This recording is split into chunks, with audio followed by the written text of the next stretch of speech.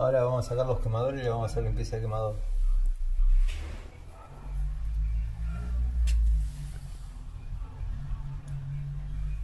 El año pasado andaba.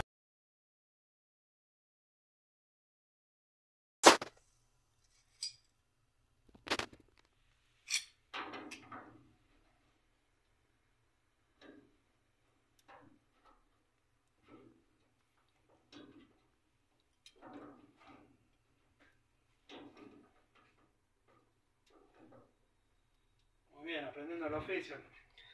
¿Sí? Ya la tiene clara. Oye, Ya en cualquier momento, lo mejor que hay, porque en cualquier momento lo largo solo a la cancha, ya está. yo voy a ver si está. Yo daba curso de instalador gasista en una escuela de capacitación profesional en Ituzaingó. Mira, sí.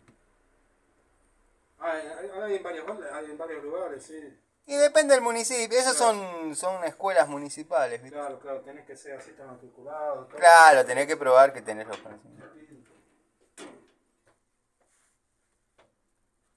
Y yo no sé si carpintería, me gustaría algo, ¿viste? O aprender otra cosa, ¿no? Todo en su momento para hacer electricidad, pero no seguimos. Electricidad era mi pasión. Mirá, sí, Mi pasión, por eso soy técnico electromecánico. Claro. Pero los clientes me alejaron de